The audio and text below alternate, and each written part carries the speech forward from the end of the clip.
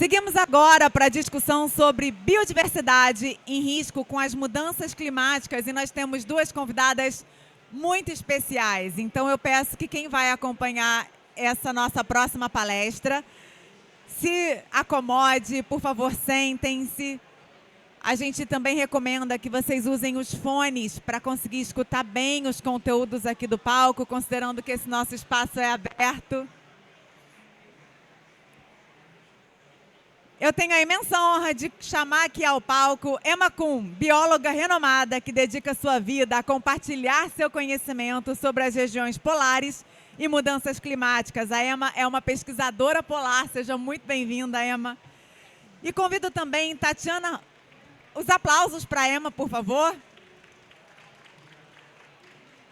E convido também Tatiana Roque, professora e ex-secretária de Ciência e Tecnologia do município do Rio de Janeiro.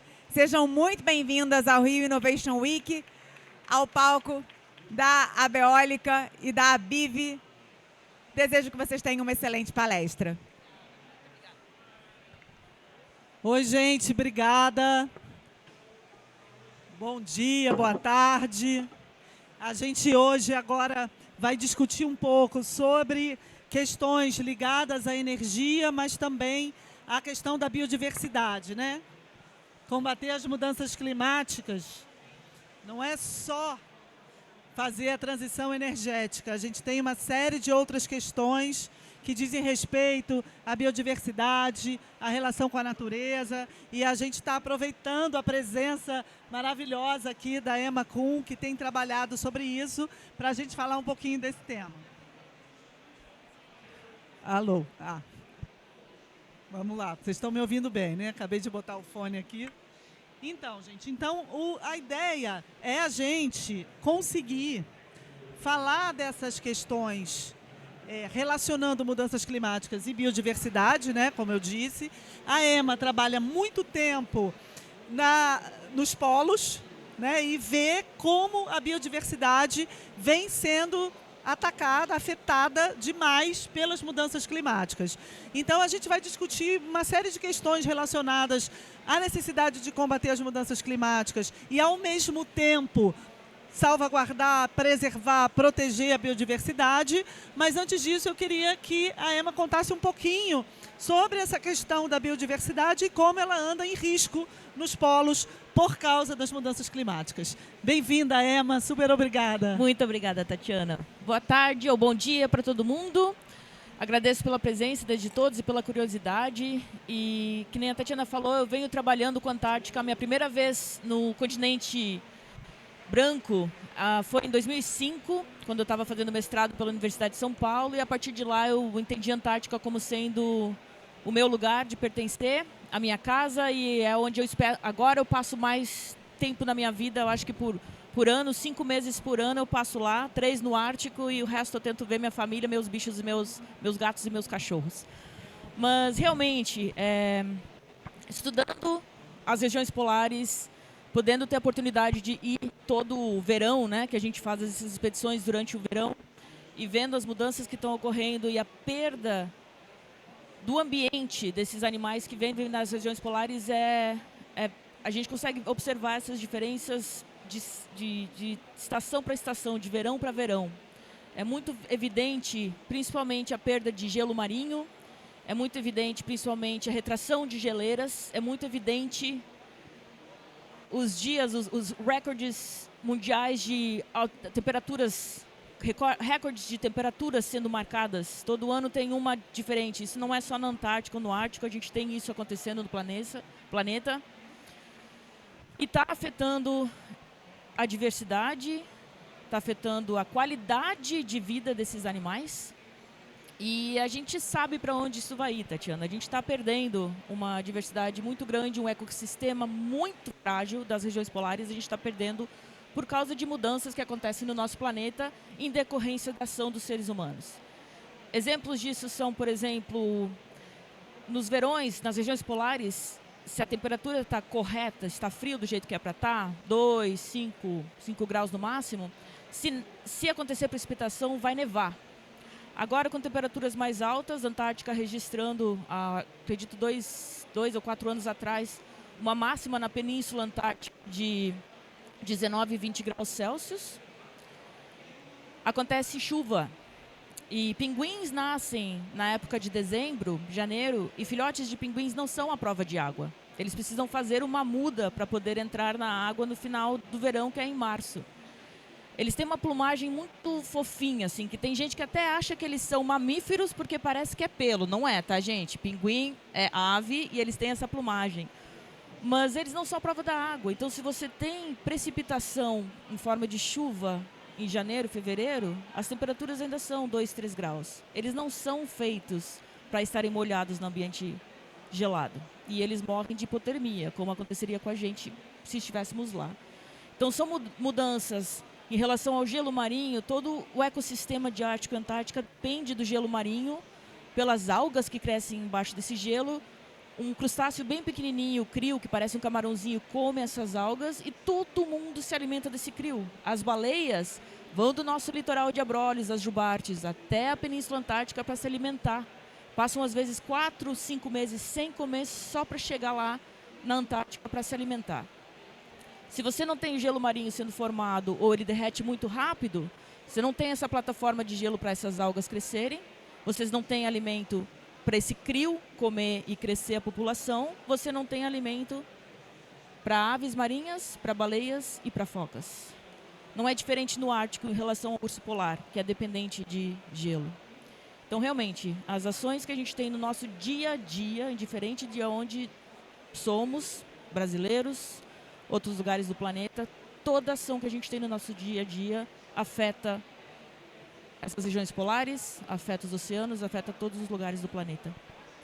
Você deu exemplo, eu acho, muito esclarecedores, né, de como tudo está interligado no nosso planeta. Né? E a gente tem, hoje, essa questão das mudanças climáticas como uma grande urgência. Eu acho que isso está caindo a ficha para todo mundo. Mas só que isso já vem de muito tempo. Né? A primeira conferência que nós tivemos para combater as mudanças climáticas foi aqui no Rio, a Eco 92. Em 1992 eu fui, né, eu tinha menos da metade da idade que eu tenho hoje, e de lá para cá as coisas não avançaram tanto quanto a gente gostaria. Né? E ao mesmo tempo em que a gente começou essas conferências, né, as COPs, as conferências sobre o clima, a gente também começou as conferências sobre biodiversidade. E é impressionante como até hoje essas conferências parecem que são desligadas uma da outra. Ao contrário do que você mostrou de como essas questões estão interligadas, a questão das mudanças climáticas e a questão da biodiversidade. Então, eu queria que você também ajudasse a gente a pensar um pouco por que será que desde tanto tempo a gente não conseguiu avançar, e principalmente nessa inter-relação entre combate às mudanças climáticas e preservação da biodiversidade, né? Pergunta bem difícil essa, Tatiana. Eu não vou. É a pergunta que eu me pergunto toda vez que eu tenho uma conversa com o público em geral ou com alunos e tento entender isso. Que nem você falou, não é. Virou emergencial e o exemplo que eu dou, a metáfora que eu dou é que o leite já passou por cima, agora a gente está tentando limpar o fogão. É literalmente isso. Já passou por cima. A gente sabe disso há décadas. Em 92, eu tinha 12 anos de idade. Quando eu tive 13 anos de idade foi quando eu decidi a minha vida, mas ali ainda estava curtindo a vida de modo diferente, mas já se sabia do que estava acontecendo. Já se tinha pesquisadores americanos, já se tinha pesquisadores brasileiros, mas inclusive americanos, que já se sabe o Carl Sagan, todo mundo sabe o astrônomo físico Carl Sagan foi para o Congresso norte-americano em 1984, falar para eles sobre mudanças climáticas, o que estava acontecendo, o que seria daqui a alguns décadas e anos se a gente não tivesse ações. Exatamente o que ele falou está acontecendo agora. Não é novo. Agora, por que não se toma as devidas atitudes em referência a isso? A única coisa que vem na minha cabeça é que, meu ponto de vista como bióloga, infelizmente para o ser humano, poder e dinheiro é mais importante do que a preservação da nossa casa, do nosso planeta. E ainda não se entendeu o valor se dá valor à biodiversidade, ainda não se entendeu de dar valor a se manter uma área preservada, se manter o planeta vivo e se dá valor a outras coisas. Se teve uma grande desconexão, o ser humano se desconectou completamente da natureza, do meu ponto de vista. Não existe mais a conexão do ser humano, da espécie humana com a natureza. E no meu ponto de vista, também como eu falo e converso com os meus alunos e com o público em geral, nós somos um parasita no nosso planeta, isso é fato. Nós estamos, pouco a pouco, como se a gente tivesse uma Covid ou uma bactéria, alguma doença, a mesma coisa está acontecendo com a gente. O que está acontecendo quando se fala em mudanças climáticas? Primeira coisa, aquecimento global. O que acontece quando você está febril, que você tem uma febre causada por um micro-organismo? Aquecimento corporal. Vamos fazer por isso. Mas é exatamente isso. Eu não tenho resposta para a sua pergunta, porque é uma pergunta que eu tenho procurado. Como é que se faz a conexão, novamente, se traz a conexão de ser humano com natureza? O pertencer é o que eu tento educar e passar a mensagem. Somos responsáveis por todos os seres vivos desse planeta. Todos eles. E eu não acredito, no meu ponto de vista, nós não somos melhores do que nenhum. A importância de uma vida humana é a mesma que uma formiga, no meu ponto de vista. Não entendo do porquê seríamos diferentes. E eu não... É a pergunta que eu faço. Mas essa é uma resposta. Exatamente. Isso que você falou, eu acho que é um caminho importante de resposta. É a gente primeiro pensar nessa reconexão do ser humano com o planeta e com os outros seres vivos, né? A gente saiu um pouco dessa arrogância em que o ser humano se colocou durante muito tempo de achar que era superior aos outros seres vivos e mais, superior ao próprio planeta, como se a gente pudesse fazer o que a gente quisesse no planeta, que nada ia acontecer, que ele não ia responder. E não é bem assim. Ele está respondendo e está respondendo com uma ameaça da nossa própria extinção. Porque o que está ameaçado não é a vida no planeta, é a vida humana. Mas aí é que você toca também na minha ferida, porque, de novo, eu não entendo, porque até acontecer a extinção humana, o resto tudo já extinguiu. E queremos nós somos responsáveis por isso. Você quer ser o responsável por perder a diversidade dos oceanos? Você quer ser o responsável por perder a diversidade de florestas, a diversidade de organismos que a gente nem conseguiu ter tempo para estudar, que já entrou em extinção? A gente faz a pesquisa, bota animais em listas de probabilidade de extinção e se pensa... Só que o que me preocupa muito é exatamente isso, do ser humano ser egocêntrico, antropocêntrico, e pensar só nele. Não, nós vamos perder as casas nos litorais dos lugares onde agora o oceano vai aumentar de volume, então agora já tem as questões de ressacas e de marés que estão adentrando, mas como é que tirar esse pensamento tão egocêntrico humano para o ambiente? E tem uma dimensão que eu queria lembrar, né? Porque a Emma, ela também pesquisa vida em outros planetas, né? Ela também pesquisa esse tema. Possibilidade, claro. Possibilidade, porque ainda não tem evidência, né? Mas a possibilidade de vida em outros planetas. E hoje, essa questão dos outros planetas, ela voltou à tona de uma maneira nem sempre só científica, né? Às vezes também reproduzindo, acho até que reforçando esse delírio do humano de estar acima de outras espécies e de outros planetas, até querendo colonizar outros planetas, né? Eu escrevi um livro que se chama O Dia em que Voltamos de Marte. E esse título quer dizer justamente que não adianta a gente procurar a solução para os problemas que a gente causou para o nosso planeta em Marte ou na Lua, né? E há projetos reais hoje de extração de recursos naturais da Lua, como água, e outros de geoengenharia, né, de interferência no planeta, justamente nas interconexões que tem entre todos os elementos da nossa atmosfera, que é algo muito grave, arriscado, né? E quando eu digo o dia em que voltamos de Marte, significa se reconectar com a Terra, com o nosso planeta, né? Não, claro, não estou falando de não pesquisar outros planetas. Pesquisar é ótimo, maravilhoso, temos que pesquisar sempre. Mas que esse desejo de colonizar outros planetas, que está acontecendo aí, o próprio Elon Musk é um cara que fala disso abertamente, é muito esquisito, porque também indica talvez um escapismo, né? Vamos escapar, vamos deixar a Terra aí, acontecendo o que aconteça, porque a gente vai procurar a solução em outros planetas. Né? É muito estranho, porque é como se essas pessoas estivessem querendo resolver um problema, levando até o limite o que causou o problema. Né? Então, a gente precisa urgentemente voltar para a Terra, down to earth, né? Se reconectar com a Terra. É um pouco isso que eu falo nesse livro, né? De volta, o dia em que voltamos de Marte para botar os pés no chão e procurar a solução para a Terra. Então, você como alguém que pesquisa vida em outros planetas, queria saber também como você vê hoje essas iniciativas de exploração, colonização de outros planetas.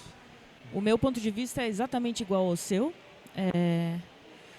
O procurar vida fora da Terra foi o que me pegou cientificamente no meu background de microbiologista e procurar e estudar vidas em ambientes extremos, principalmente ambientes gelados, porque se você pensar num contexto de universo, primeiro, eu não acredito que a Terra é tão especial para ser o único planeta neste universo para ter um tipo de vida. Segundo, nós somos baseados em vida orgânica, carbono, tem uma bioquímica que é originada de todos os organismos, tem a mesma composição, mesma bioquímica, a gente funciona igual, de bactérias a nós, mais complexos.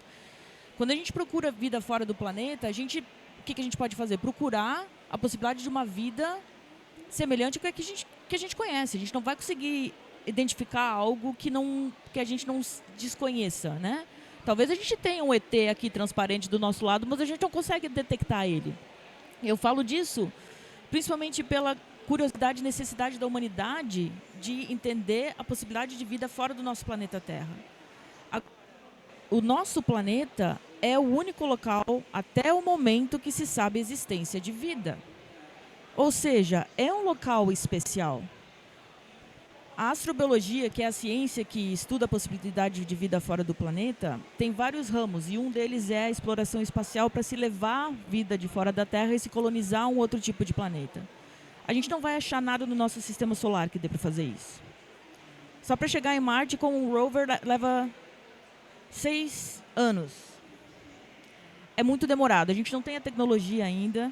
É um pensamento que eu concordo com você, extrapolante em relação, esse é o único planeta que existe que tem vida do jeito que a gente conhece. Nós evoluímos aqui há bilhões de anos para chegar onde a gente está. Para mim, não faz sentido você procurar um outro planeta para colonizar, sendo que nós temos tudo aqui.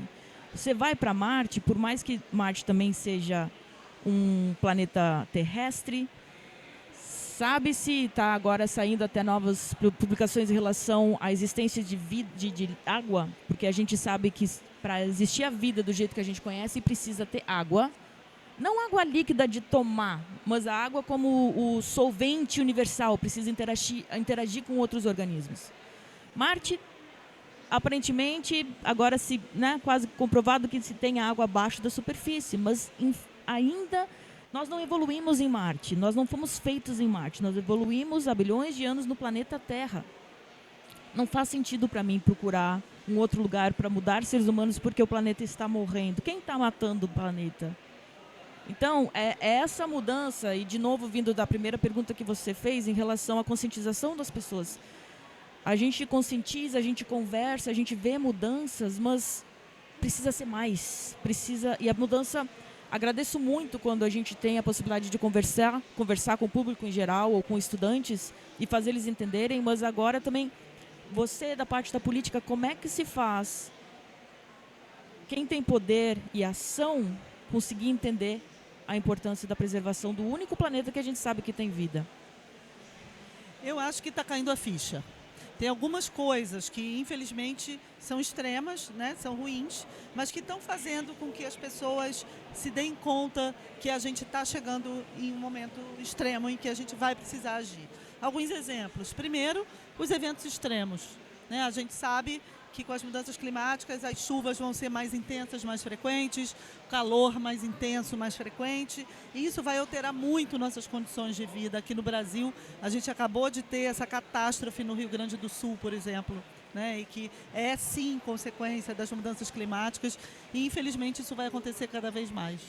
E eu acho que isso as pessoas vão começar a se dar conta de que a gente precisa agir para evitar que essas catástrofes aconteçam e aconteçam cada vez mais, porque já estão acontecendo. A gente antes achava que era um impacto no futuro. Não é no futuro, está acontecendo agora. Acabou de acontecer E vai ser cada no Rio vez Grande pior. do Sul. Não tem, vai ser Exato, cada vez pior. Não tem como voltar Em atrás. vários lugares do Brasil, do mundo, a gente já está vendo esses eventos extremos acontecendo. Uma outra consequência, que é também uma consequência da maneira ruim como a gente lida com o meio ambiente, são os vírus. Essa pandemia, a gente acabou de viver uma pandemia de Covid muito drástica no mundo inteiro. Parece até que as pessoas já esqueceram um pouco, né? Estão querendo voltar para a normalidade rápido, ainda bem que nós conseguimos, graças à ciência, graças à vacina. Mas outras pandemias estão para acontecer. Vários cientistas já disseram, já mostraram isso, que a maneira como a gente lida com o hábitat natural dos vírus vai fazer com que os vírus escapem de lá de alguma forma e cheguem nos humanos, e outras pandemias estão por aí. Queria até aproveitar para te perguntar sobre isso, porque muitos dizem também sobre vírus nas regiões polares, né? Que com o derretimento das geleiras podem... Existe isso? Não. Isso não, né? Não, porque Tá. o vírus, e aconteceu com essa pandemia que a gente teve, que vai ser a primeira de várias que estão pela frente aí, é porque veio de um animal de sangue quente e passou para o ser humano, e o ser humano não tinha o sistema imune para lutar contra o vírus. Então foi a primeira vez que o nosso sistema reconheceu, por isso que pessoas saudáveis e que não tinham nunca doença nenhuma acabaram morrendo, porque por mais que você fosse super saudável, se até mesmo a genética de produção de anticorpos para lutar contra o vírus, se você não tem, você não sobrevive ao vírus, né? Você não sobrevive à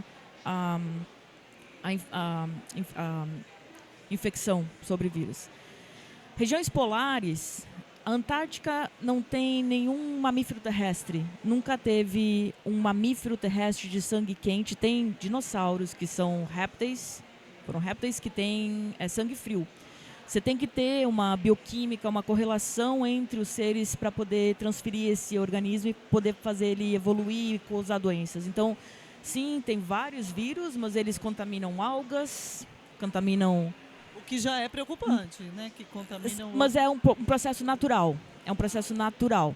Algas e organismos... O vírus, ele é essencial para a evolução. É ele que seleciona, é ele que consegue fazer a diversidade também de seres vivos. A gente sabe a grande participação de vírus ao longo da evolução de todos os seres vivos do planeta. Agora, Ártico, por exemplo, é um local que você tem um oceano rodeado por continentes e você tem seres humanos vivendo nesses continentes, os Inuits, ou a gente chama às vezes de esquimós, mas o correto seria chamá-los de Inuits. E dentro do Círculo Polar Ártico, que isso é 66 graus de latitude norte, você tem aproximadamente 4 milhões de pessoas morando. Então a gente considera que tem 4 milhões de pessoas morando no Ártico. Antártica não tem ninguém morando, tem pesquisadores fazendo pesquisa. Mas o que acontece? Você vai achar vírus do ambiente, se eles são ambientais, eles não evoluíram com um animal de sangue quente, a biologia nunca dá o 100%, mas assim, grande probabilidade de não passar para a gente. O que aconteceu no Ártico alguns anos atrás foi de uma rena que morreu há milhares de anos por antrax. É uma bactéria que produz um esporo que ela consegue deixar esse esporo dormente por centenas de anos. A gente não está falando dezenas, por centenas de anos. Assim que a água volta, o antrax ele volta à vida e se multiplica, é uma bactéria. Essa rena morreu centenas de anos atrás, não lembro exatamente quanto tempo. Ela foi enterrada pela neve, entrou no permafrost, que é o solo congelado.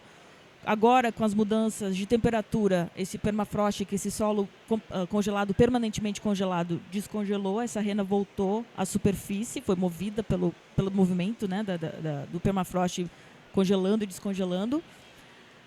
O micro-organismo que estava em forma de esporo nessa rena, né, pegou água, voltou à vida, se espalhou como esporo, matou uma comunidade inteira de Inuits, esquimós, que moravam próximo. Aí as notícias foram, nossa, bactérias patogênicas aparecendo no Ártico, vai matar o planeta. Não, gente, É um organismo que se conhece há muito tempo, bactérias estão no nosso planeta há muito mais tempo do que a gente. Estava num animal de sangue quente, voltou à vida por causa do processo de esporulação, de formar esse esporo, que só aguarda a água aparecer na célula e a célula volta a crescer, dividir, né, multiplicar. Então não é uma coisa agora que as regiões polares vão começar a descongelar e vai todo mundo morrer por contaminações de organismos. Não vai ser nada novo. O que vai ser novo são, sim, vírus, por causa do processo, a velocidade de mutação de vírus é muito maior do que células bacterianas que causam doenças.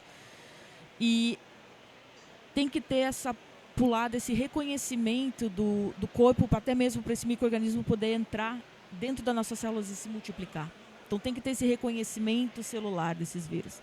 Mas que a gente continua fazendo isso, a gente continua desmatando florestas, a gente continua interagindo com organismos que, teoricamente, o ser humano não deveria estar agindo, eles vão continuar a pular e até mesmo os processos de mutação... Mas aí só a partir dos animais de sangue quente, quer dizer... Né? A princípio, aves, mamíferos e... Ah, boa. Aprendi agora, não sabia. Mas, de novo... Biologia. Gostei muito de aprender. Você faz biologia, matemática. É que eu sou matemática. Exatamente. Mas ela calcula e acha os dados. A gente faz a pesquisa e aí quando você vê, você acha um padrão e aí 90% é exceção. Sempre tem suas exceções na biologia, mas o processo é praticamente esse, então. Entendi. Muito bom, adorei aprender isso aí. E agora a gente estava falando antes, né, da excepcionalidade das condições do planeta que possibilitaram a vida humana, né? E que são as condições do Holoceno. E agora a gente tem essa discussão sobre o fim do Holoceno e o início de uma nova era do Antropoceno, né, que os geólogos descartaram até no último congresso de geologia, mas que eu acho que ainda faz sentido a gente continuar falando de Antropoceno ainda assim. Eu não sei entrar no debate geológico propriamente dito, mas faz sentido justamente porque a gente está saindo daquelas condições em que a vida humana foi possível, como você disse, que foi uma construção, né, de bilhões de anos, e está entrando em uma outra era com condições que foram alteradas pelos seres humanos. Né? Então, você concorda? É uma coisa... Biologia, ciências em geral, leva muito tempo para ter um bate-martelo e todo mundo concordar com isso. E é necessário isso. Mas o que a gente chama, quando a gente fala sobre as eras geológicas, e você acompanha o que aconteceu, normalmente elas são definidas e fechadas por uma alta extinção em massa, com pelo menos 75% de espécies sendo varridas fora do planeta. A gente teve quedas de meteoros, né, do asteroide, teve quedas de... tem a abertura do Atlântico, tem vulcões, marcando essas eras geológicas. Então, eles são marcados por picos de extinção em massa e depois volta-se uma nova era de vida. A gente tem os 5 principais, né, que aconteceram. O que se entende agora por Antropoceno é basicamente que daqui a centenas de milhares de anos, se ainda espécie de hominídeos ou alguém for fazer uma pesquisa, vão encontrar registros diferenciados da presença dos seres humanos do momento agora, nas rochas, em qualquer lugar, rochas ou testemunho de gelos também, que a gente faz análise de testemunhos de gelos para saber como é que são, mas vai se encontrar essa marca, principalmente em relação à quantidade de carbono, por causa da queima de combustíveis fósseis, e também a grande...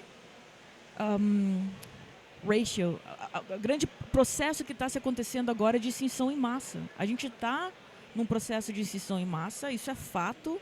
Temos nos últimos 500 anos aproximadamente de 800, 900 organismos que já foram catalogados como extintos. A época da descoberta do Brasil, né? Se a gente pensar, arredondar 500 anos. Desde que o Brasil foi descoberto, a gente já conseguiu tirar do planeta 800, 900 animais e plantas, se você pensar em geral, os que a gente sabe que existem, porque vários dos outros, a gente não sabe nada de oceanos profundos. O que o ser humano está fazendo agora em oceano profundo? Minando, né? Vamos lá, vamos minar os oceanos profundos, porque estamos acabando com os recursos de mineração da parte terrestre. Então, sim, É um termo. Quando a gente faz quando a ciência evolui, você precisa ouvir todos os fatos, você precisa ouvir geólogos, você precisa ouvir matemáticos, você precisa ouvir biólogos, para se entender num consenso. E é um termo ainda em debate, que no meu ponto de vista já está mais do que confirmado que existe, porque sim, estamos fazendo tantas mudanças do planeta que são comparáveis às 5 principais extinções de massas que a gente teve até o momento, que foram causadas por vulcanismo ou por um asteroide caindo perto do México e, né, acabando com o planeta. Uma das marcas que estavam sendo discutidas era justamente as marcas da radiação, né? Que foi com testes atômicos e justamente. Esse é outro. Que é um signo. Essa é outro problema que teremos no futuro. Como isso será. Isso é uma coisa que fica marca e que eu acho que tem marca estratigráfica, inclusive, mas enfim. Vamos lá, não sou geólogo, a gente não é, mas muitos geólogos dizem que tem sim marcas estratigráficas dessa natureza, né? Agora, a gente estava falando aqui de como essa ficha vai caindo para a gente ver a gravidade do que está acontecendo, da extinção em massa, das mudanças climáticas, da perda da biodiversidade. Aí você falou de várias espécies já sendo extintas e me bateu assim uma coisa muito triste que está acontecendo nesse momento no Brasil, que chega a dar sim uma coisa no coração, que é o que está acontecendo com o Pantanal, né? As projeções é que a gente em pouco tempo não vai ter mais o Pantanal. Aí você imagina, eu fico até triste mesmo, porque imagina assim, a gente, em geral, tem meu filho. Primeira coisa que eu fiz quando ele tinha, sei lá, 5 anos, 6 anos, eu levei no Pantanal, para conhecer aquela riqueza, né? Aquela fauna, aquela coisa incrível. E imagina a gente não ter mais isso. É um negócio. Vocês já pensaram nisso, né? De terem filhos e sobrinhos que não podem mais conhecer o Pantanal, porque o Pantanal não vai mais existir, porque está pegando fogo. É um negócio assim. Não é? Dá até eu tenho vontade de chorar de verdade. Mas é um pouco isso. Mas assim, ao mesmo tempo, eu fico achando que a partir daí a ficha vai cair. Não é possível. Né? As pessoas vão se tocar. Tatiana, eu gostaria que a ficha caísse antes, porque, que nem você falou, o que as pessoas falam? O meu filho, a minha próxima geração. Quem dá o direito a gente a agir como a gente age, desmatar, colocar fogo, quem dá o direito para nós, seres humanos, de tirar a vida desses organismos e tirar o ambiente, tirar a casa deles? Quem dá a você, quem dá a mim, quem dá ao ser humano como espécie o direito de tirar a vida e a casa desses organismos? Pantanal é uma coisa que acontece no Brasil, do lado da gente aqui, é a nossa casa. Você comentou da enchente no sul. Eu saí 22 horas do aeroporto Salgado Filho antes do aeroporto fechar.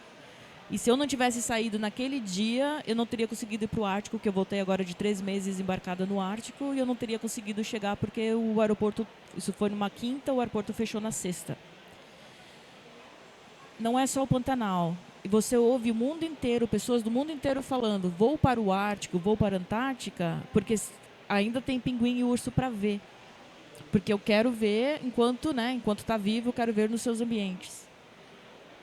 Eu não entendo como isso não entra na mente e no coração das pessoas. Porque as pessoas falam isso com uma naturalidade, tipo, não, eu vou ver o urso polar porque antes que não tenha mais, ou antes que não dê mais para ver. Vocês têm noção do que a gente está falando quando a gente fala isso? Nós somos os responsáveis por eles estarem perdendo o ambiente deles, por eles não terem mais comida, por eles não terem mais aonde morar. É a mesma coisa com o Pantanal.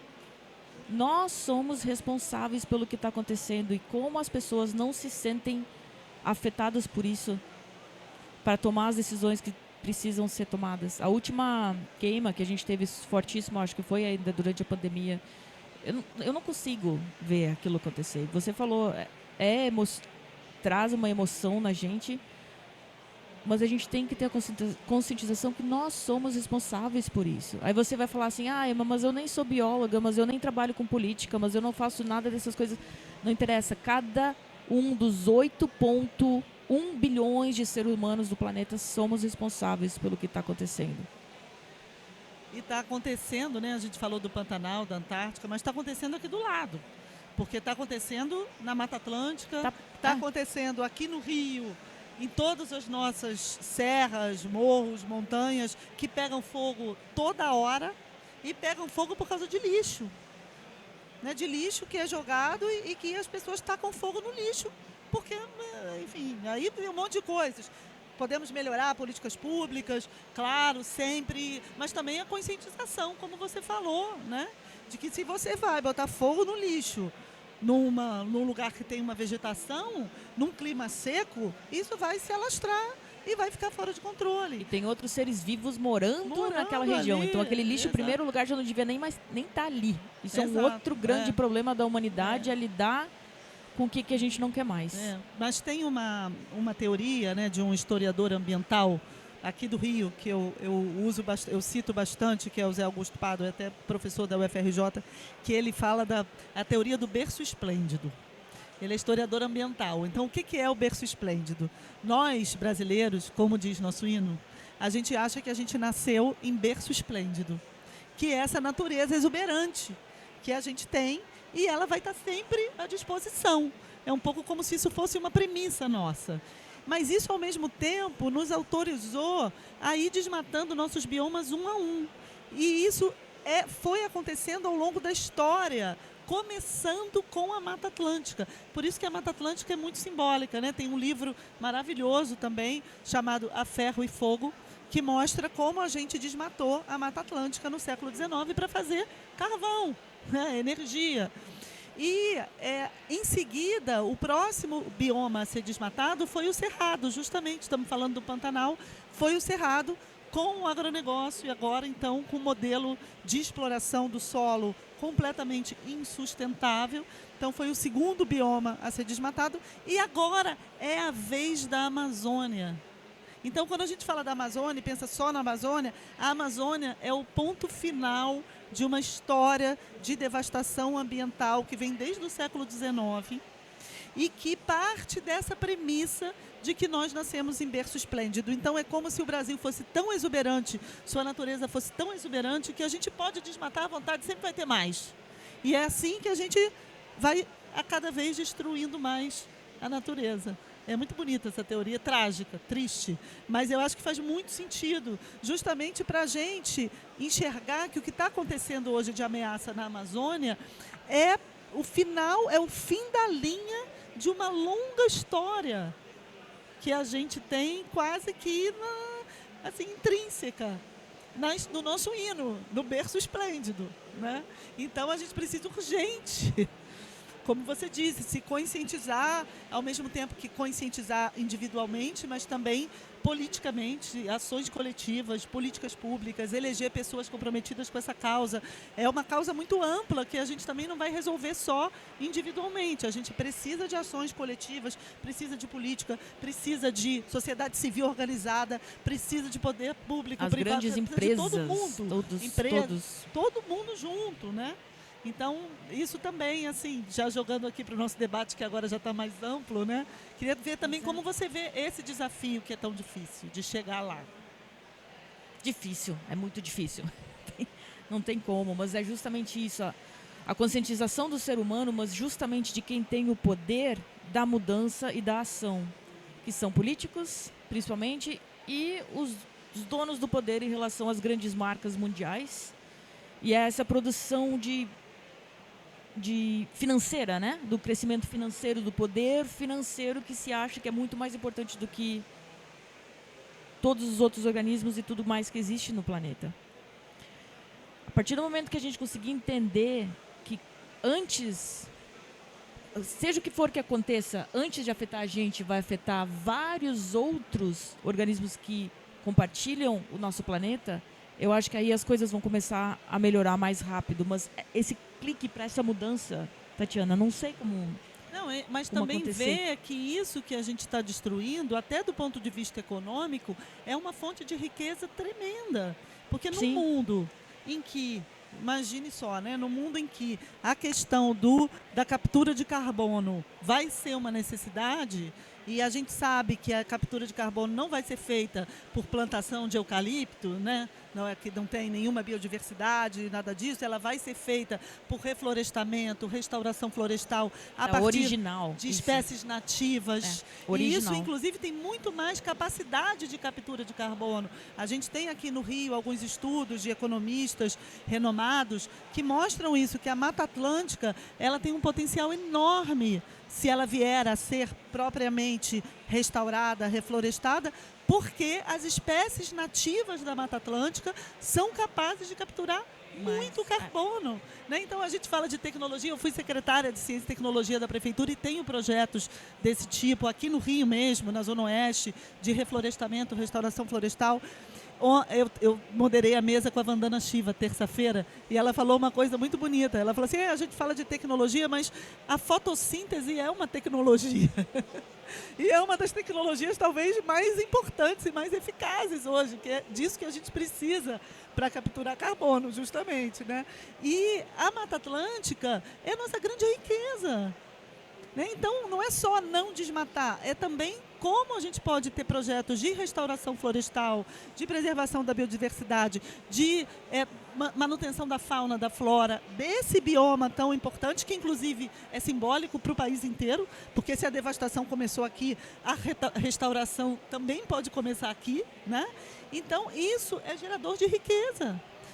E precisa se passar a fazer essa nova riqueza da forma original, porque que nem você falou, não é uma árvore, é a combinação, o balanço de uma floresta com todos os componentes que você vai ter o ápice de absorção do gás carbônico, você vai ter o ápice da função daquele ecossistema. E a gente sabe da interdependência dessas espécies nestes locais. Florestas é o grande exemplo disso. Se você tira dependendo de diferentes espécies de árvores, você não vai ter o mesmo desenvolvimento das outras, você tem uma grande dependência.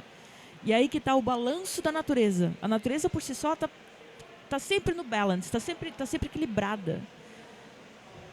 Chegou o ser humano com a extração, com o desenvolvimento da indústria, né? Principalmente em relação à Revolução Industrial, com a extração de petróleo, com a extração de combustível fóssil e a queima, para tirar esse balanço e toda a parte de extração do resto que a gente acha que é necessário para a existência do ser humano.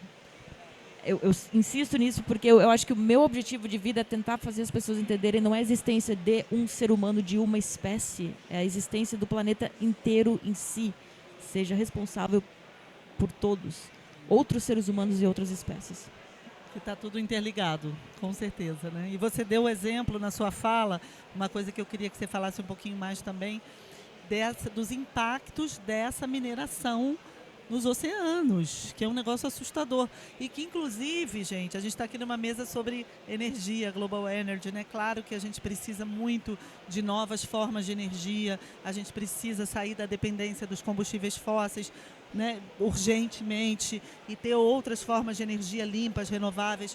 Claro que a gente precisa disso, mas a gente também não pode esquecer que essas outras formas de energia usam, por exemplo, baterias, e que essas baterias precisam de minerais, e que esses minerais são extraídos da terra. Né? E então, como a gente vai fazer essa transição, não é apenas fazendo tudo exatamente como a gente faz, só que agora com novas formas de energia. Não vai dar. A gente vai precisar mudar nossas formas de organização social, nossas economias, porque a gente vai precisar utilizar menos essas formas de energia, porque senão vai acontecer isso. A gente vai ficar minerando, fazendo mineração. A gente vai hoje, não sei se vocês já passaram de avião em cima de Minas Gerais aqui, é um buraco atrás do outro, virou isso, é um monte de buraco. Buracos que dão nessas grandes catástrofes aí, né? Como foi Mariana, Brumadinho, etc. Então, gente, a gente precisa, é urgente pensar nisso também, né? Nos impactos disso. E eu queria que você falasse um pouco mais, até para nos alertar, para a gente aprender, para a gente entender essa mineração agora nos oceanos ainda. Foi passado isso ano passado, né? Que não sei se já começaram ou vão começar. Acredito que já... Quando se fala que vai se começar, já significa que a pesquisa já foi feita. Então, eles já sabem aonde acharem o que eles querem, né? Só que o problema da causa de mar profundo, a mineração em mar profundo, é justamente em relação ao impacto, literalmente impacto físico disso, porque você vai ter explosões, você vai ter trepidação de perfuração. E a água, um pouco de física aqui, mas a gente sabe que água e ar são fisicamente diferentes, mas a frequência, o som propaga na água e no ar. E o som propaga muito mais longo, extenso na água do que no ar. E você tem organismos, por exemplo, baleias, que são especializadas em fundos oceânicos, elas vão até 2.000 metros de profundidade e vivem o ambiente delas lá. Baleias, eu estou falando baleias porque baleias são mamíferos, nós somos mamíferos, baleias respiram, então elas precisam subir para respirar, mas elas têm a capacidade de estar lá. Só que elas conseguem controlar esse ar, essa respiração, para ficar por horas, 2 horas debaixo da água, para conseguir voltar e respirar. Se você tem atividade de perfuração, explosão no fundo do oceano onde elas habitam, você tem um impacto muito grande nessa água. É a mesma coisa de acontecer uma explosão aqui e a gente perfura o tímpano por causa desse impacto dessa explosão. Está acontecendo a mesma coisa agora em ambientes que já se começou a fazer esse tipo de mineração. Essas baleias de fundo de oceano estão sendo encontradas na costa americana, por exemplo, foi um caso que aconteceu. Milhares delas. Primeiro foi um pesquisador foi chamado, ele foi lá ver o que estava acontecendo e de repente ele disse que o telefone dele não parou de tocar, que era todo mundo da comunidade começou a ligar para ele que tinha várias dessas baleias, uma dessas espécies de baleias aparecendo na orla. Conseguiu coletar uma amostra dessa baleia, tentaram botar para a água, elas voltam. Foram pesquisar o que estava acontecendo com essas explosões de fundo de oceano, esses animais não aguentam a pressão nitidamente de ouvir essa pressão dessa explosão e elas voltam muito rápido para a superfície. E aí o que acontece? A gente sabe da parte de pressão de água, até mesmo para mergulhadores precisa cuidar com a pressão que acontece. Elas subiram muito rápido e tiveram sangramento cerebral. Então elas se atiram, literalmente elas se atiram para a costa para morrerem. Porque elas estão com dor, elas são que nem a gente, pessoal. Esses organismos são exatamente como nós. Eles sentem dor, eles sentem o ambiente, mas eles sabem cuidar do ambiente que eles vivem. Eles não extraem tudo que eles acham que precisam para a vida deles. É um tipo diferente de vida, mas o ser humano está extraindo muito mais do que precisa e essa extração de fundo de oceano vai afetar muito mais ainda populações de organismos de fundos oceânicos que nem nós, pesquisadores, não sabemos ainda da existência. E vão começar a aparecer porque eles não vão aguentar ficar lá embaixo. Então é mais uma ação que pesquisador chega, fala, tenta proteger, tenta fazer áreas de conservação marinhas, tenta fazer áreas de conservação terrestres, só que precisa da definição pública, política, para que isso aconteça, e não acontece. E aí, de novo, é uma questão que eu tenho muito forte na minha vida, é como fazer o pulo do gato para as pessoas que têm o domínio do poder não fazerem isso acontecer. E tentou para empresas não fazerem, estão fazendo. Né? Você tocou num ponto assim que me é muito caro, que tem a ver com essa relação entre ciência e política, né? Que é cada vez mais importante porque a gente está lidando com problemas muito complexos, né? A ciência hoje é fundamental para nos mostrar, por exemplo, que as mudanças climáticas estão acontecendo por causa da ação humana e quais são os efeitos disso, né? A ciência que está dizendo isso. E como a ciência tem também esse papel de alertar, ela sofre muitos ataques, como o negacionismo, que nunca foi tão forte. A gente tem várias iniciativas negacionistas hoje de vários tipos, né? No caso das mudanças climáticas, por exemplo, a ideia de que as mudanças climáticas estejam acontecendo, mas que não seria por causas humanas, e sim por variabilidades naturais, é uma ideia forte. É totalmente errada do ponto de vista científico, mas ela circula muito. Muita gente diz isso e acha que são variabilidades naturais, ainda que os cientistas tenham consenso de que não. Né? Então, eu até tenho estudado bastante essa questão do negacionismo como um fenômeno político, ou seja, aqueles que, se a ciência diz, né, se os fatos dizem que é preciso uma determinada ação política, aqueles que não querem tomar essa ação têm uma saída fácil, negar os fatos. Então, na verdade, o negacionismo é um fenômeno político de não fazer, de evitar com que seja feito aquilo que precisa ser feito, que afeta muitos interesses. Porque a gente já mostrou aqui, claro que afeta, tem impactos econômicos, sociais, políticos, né? Então, essa relação entre ciência e política, entre ciência e sociedade, está na berlinda por isso. Porque em muitos temas, como esses que a gente está dizendo aqui, os impactos políticos do que a ciência diz são diretos, evidentes. Em questões de saúde pública, em questões de meio ambiente, em questões de poluição, mudanças climáticas, em questões sobre alimentação. A gente acabou de falar aqui de pandemias, de vírus. A gente viveu a pandemia no Brasil com muitos negacionismos, movimento anti-vax, né, que tinham interesses políticos, justamente. Então, essa relação entre ciência e política, que ela se dava de uma maneira um pouco mais organizada, em que a ciência deveria dizer quais são os caminhos de solução e qual é o problema que está acontecendo. E, em cima disso, os políticos deveriam tomar a melhor decisão possível. Essa repartição de trabalho não está mais funcionando. Não está mais. Então, a gente precisa mudar a relação entre ciência e política. É um pouco uma das minhas principais bandeiras. Né? Por favor, porque e chega, sinceramente, como pesquisadora, chega a ser desrespeitoso. Porque um pesquisador não está fazendo 5, 6, 10 anos de pesquisa. Um pesquisador está vivendo a vida dele para fazer pesquisa e para achar esses achados. Quem é da área de pesquisa sabe quanto se põe de tempo e de energia e de até financeiro, de bases financeiras para conseguir descobrir o que se descobre. Então são anos, décadas de dados, análises, discussões. Não é uma coisa que alguém inventou, olhou para o céu azul e falou: ai, não, acho que isso é hoje. São décadas de dados que estão provando isso. E agora, do porquê da política não entender ou acontecer o negacionismo, eu não sei. E eu não entendo como uma pessoa dessas está no poder de uma cidade, de um país, de um estado. Não entendo. Como bióloga, eu preciso falar que eu não entendo. Essa parte eu não entendo. Essa parte eu entendo um pouquinho. Você entende mais, eu mas tenho eu não... tentado fazer essa ponte justamente entre ciência e política. E eu acho que assim, a gente tem nessa área muitos exemplos inspiradores, né? Porque você citou o Carl Sagan, o que ele dizia já em 1984, né? E eu lembrei imediatamente do depoimento que o James Hansen deu no Congresso Nacional dos Estados Unidos em 1988. E ali foi uma virada, porque o James Hansen, ele estudava vida em outros planetas. E, a partir dali, ele começou a estudar a Terra, né? E as ciências do sistema Terra, descobriu o aquecimento global e virou um ativista político. Foi preso por isso, né?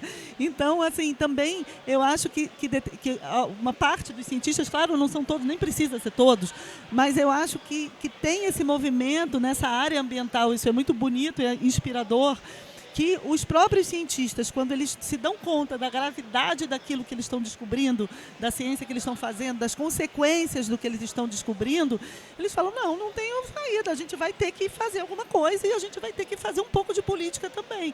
Foi assim, inclusive, que foi fundado o IPCC, em 1988, justamente. 88 é um ano-chave para a questão ambiental, né? Teve esse depoimento do Hansen, teve o surgimento do IPCC. No Brasil, se eu não me engano, foi nesse ano o assassinato de Chico Mendes, né, que era um grande ativista ambiental nosso, da Amazônia. E a gente, nesse movimento, né, que os cientistas também fazem, de se colocar, de tomar posição, eles sofrem muitos ataques, né, sofrem muitas consequências a partir daí. Mas eu acho que isso mostra como mudou, né? Que essa ideia não é da neutralidade da ciência, isso continua em vigor, mas da neutralidade do cientista é uma ideia que talvez esteja um pouco ultrapassada, né? Que os cientistas hoje não é tomar posição, não precisa ser posição partidária, mas posição sobre as melhores decisões, o que precisa ser feito a partir daquilo que a gente está descobrindo, é também essencial, é algo de responsabilidade diante do nosso próprio conhecimento, né? Foi assim um pouco que eu comecei a caminhar da ciência para a política, né? Porque a gente vê que não tem como a gente ficar fechado nos muros da universidade sem ir, né, lidar com as consequências na sociedade daquilo que a gente está dizendo na academia.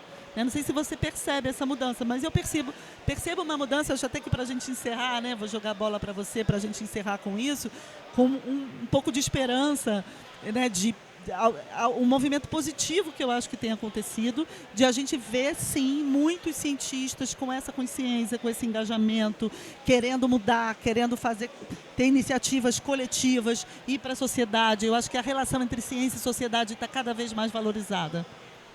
Então, passo para você para encerrar com essa sugestão.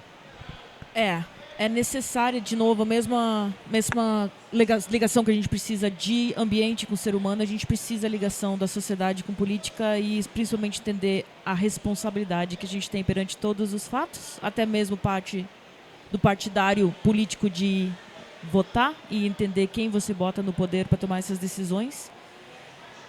E sim, ter o sentimento, não só o conhecimento do que está acontecendo na cidade, no país ou no planeta e tomar ações em relação a isso. Eu espero que as pessoas consigam não só se conscientizar com a mente, mas sentir com o coração o que realmente está acontecendo e tomar as ações em cima disso. É isso, gente. Queria te agradecer demais, Emma. Eu que agradeço, adorei esse Tatiana. papo, agradecer a todos vocês. Muito obrigada. Obrigada também pela presença e, por favor, traga um pouco dessa mensagem para o dia a dia e vamos trabalhar nas mudanças. É isso. Obrigada. Vamos juntos.